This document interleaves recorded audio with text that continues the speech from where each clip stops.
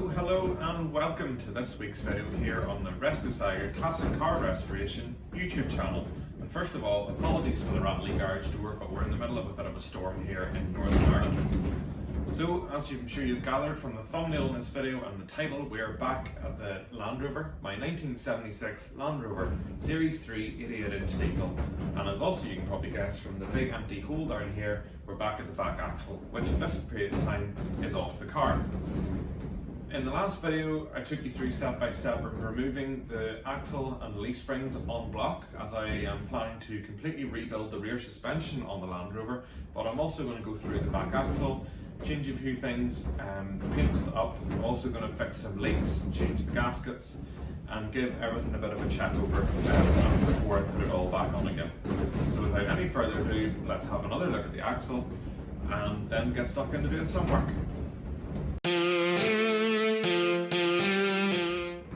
As you can see, the rear axle off the Land Rover, and this is the big hole I was talking about, has seen better days. Now, this Land Rover I restored 10 years ago, and I made a video recently covering the whole restoration, so if you're interested you might be able to catch up on that. But first things first, you can see that there's quite a lot of oil staining over the differential housing. Now, this differential was fitted I think about 2 years ago, mainly because I managed to wreck the crown wheel and pinion of the old differential, and I'll take you over here and show you the mechanical carnage that I caused. Quite a few missing teeth there, and the pinion's also a bit crusty as well. This differential is in the middle of being restored, and I'm doing a video series slowly over time as I gather the parts and pieces, so that will eventually go back in there. But in the meantime, I have this slightly earlier diff in, and it's not all that noisy, and it seems to be in pretty good nick, but it needs a new oil seal here in the pinion, so that's the job that needs done. But as you notice, this diff is slightly different nose, in that the pinion here comes off with 6 bolts. So, and there's a gasket in there, so it needs a new gasket and a new oil seal. So that's a job that's going to get done. Other than down here, this little trace of oil is coming from underneath. Now, I recently changed the oil in this before I decided to strip the axle off. So I know it's not coming from the drain plug because I've checked. It's actually coming from the bottom of the gasket. And there's a gasket that sits between the differential housing and the axle housing. So I'm going to have to change that gasket too. So that's one of the oil leaks. Other things that are going to get changed, these springs are the main reason why the axle is taken out completely, especially this one. It's particularly sad and flat. But what I find interesting, these little retaining clips, they're all quite staggered and separated. See how those are stepped? Shouldn't really look like that, and the leaves have also moved around a bit. You'll also notice, if you step down here, the leaves along here are quite splayed, and the rust has got set in between them and it's pushing them apart. This spring here is particularly flat. This one wasn't just so bad, but this one was a bit of a disaster. Other things, when I'm here, the rubber in the bushes, your shock absorber really should not move just as loose as that. It should be a little bit tighter. Probably demonstrating the other one. This little inner metal tube, maybe you can't see it just as well on camera, but I shouldn't be able to move that just so easily, just with my hand. And as you can see, the rubber's looking a little bit worse for wear there in the spring eye bush, and there's spring eye bush at each end, and then there's bushes in the chassis that also need changed. I put polyurethane in there because I didn't want to fight with the originals again, but seeing as I have it all out, I'll put new polyurethane throughout, which is going to mean removing the OEM type bushes from the end of the springs. Right, that's enough talking. First things first, probably going to pull the shock absorbers off, and then I'm going to loosen the U-bolts, drop the springs off, and that should allow me to rotate the axle so the diff is pointing up and I don't lose my nice expensive EP90 oil, so that I can pull the half shafts out, lift the diff up, put a new gasket on once it's all cleaned and sealed, and then put the diff back in again. Sorry about these rattly doors. So that's the main plan. Let's get stuck in and go from there. Well, my goodness me, those nuts in the bottom of the U-bolts really did not want to part company. As you can probably gather by the fact that I have a long piece of metal tubing to put over the end of my ratchet on my extension bar. Not even the heavy impact gun could take those bolts off. So that was a bit of a surprise, and a fairly unpleasant one at that. I didn't take the shock absorbers off initially as I thought I could, just because the split pins are a bit awkward with the way they lie on the axle tubing. So the shock absorbers have just come off of the bottom plate. One new bolt came off, then the other one very slowly. And that's only one side done. Lots of rust and soil was holding that on, and you can probably hear I'm a bit out of breath. It was quite the workout. So impact gun, pretty useless. Might need to invest in a new one of those, so watch this space. Now I need to get on with the other side. I suppose the cumbersome nature of working on the axle with two springs on is really not helping, but let's get this other side detached, and that'll shrink the amount of space that this axle's taken up and also give me a bit more movement to get on with the jobs that need done. Ta-da! Other side spring off. What a mess. Really had hoped to keep my floor nice and clean, but that's not going to happen. But who needs to go to the gym whenever you have a Land Rover, eh? Once again, use the sort of extension bar on the ratchet, and that got the other 4 U-bolt nuts off. So I've got it up, pointing with the diff pinion up the way to stop the oil leaking on my floor. Next job is going to be change the seal in the pinion and change the gasket between the diff and the axle housing. And the whole thing's going to need cleaned up and painted. The lockdown is starting to ease here in Northern Ireland, so ideally I would like to get these brake shields sandblasted and powder coated along with the axle base plates, just to tidy the whole thing up and give it a bit of protection. In an ideal world you would either get them in stainless or galvanise them, and I know you can get the brake shields in stainless, but I did buy them new. They're genuine parts and they're actually in pretty good nick underneath the flaking paint, so I think it's worthwhile just getting them powder coated. If I can get them galvanised in time I will, but I don't want to hold up putting the axle back on and potentially miss out on good weather here in the UK to actually get out and about in the Land Rover. So next thing's to strip the brake pipes off and then get on with these gaskets, and I'll catch you up in a little second. Now, just before I start into stripping down the axle, you can see it over there underneath the exhaust. In the first episode of this, I had realised that my supposedly stainless steel midsection of this exhaust in the Land Rover had rusted, and it's been fitted for less than a year. It comes from a reputable supplier. Now, the supplier is Bermac, but the manufacturer is SS Exhausts.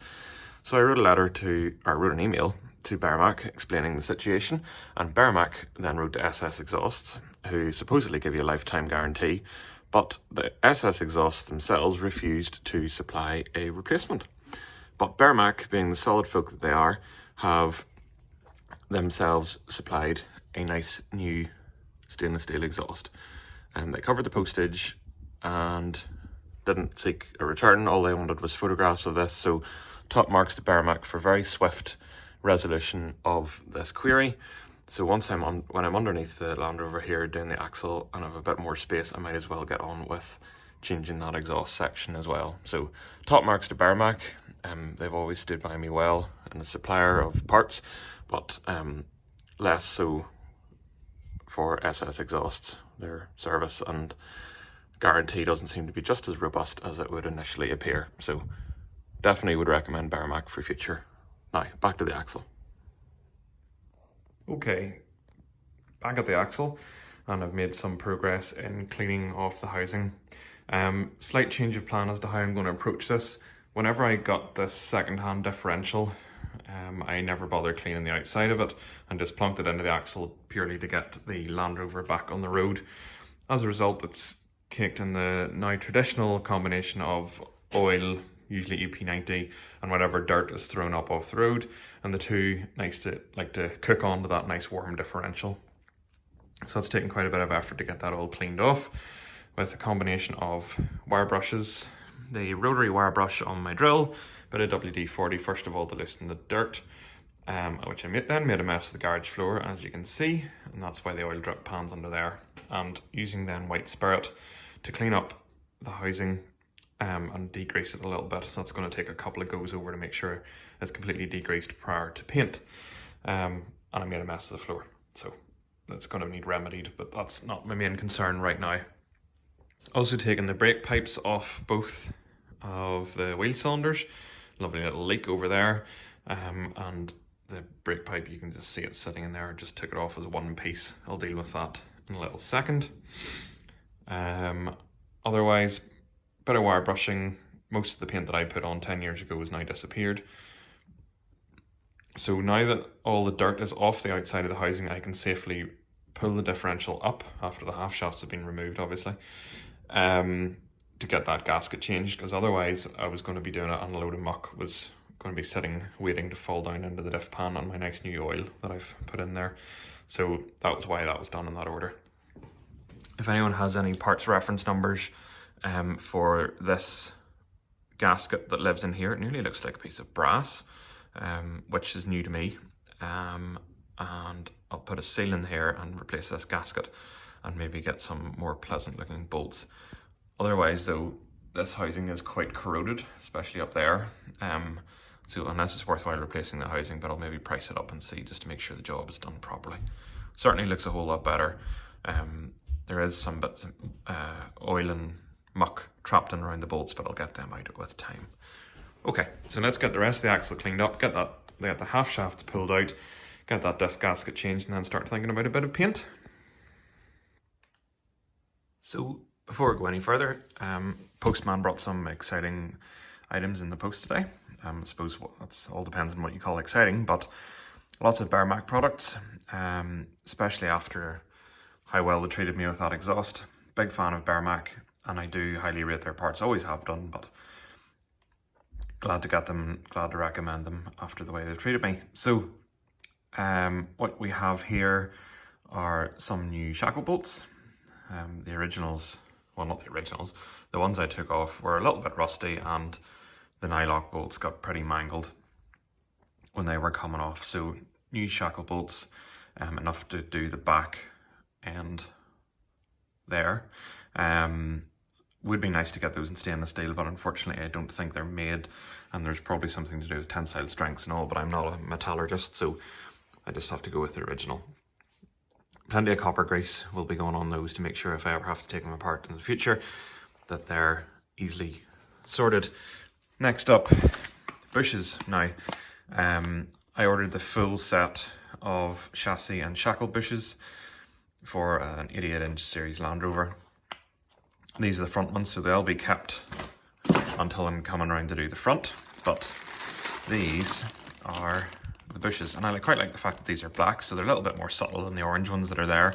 Not that a whole lot of people spend a lot of time examining the suspension bushes, but I was somewhat encouraged to see that they come with the correct molybdenum grease, and instructions on where to put it as well.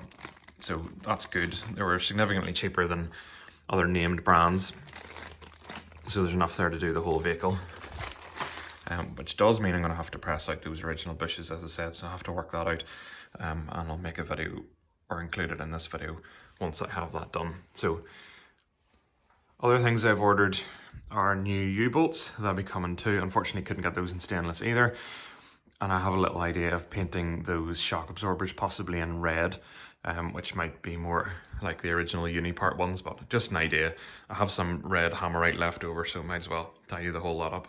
But let's get the rest of this axle cleaned up, degrease, and get the gasket sorted.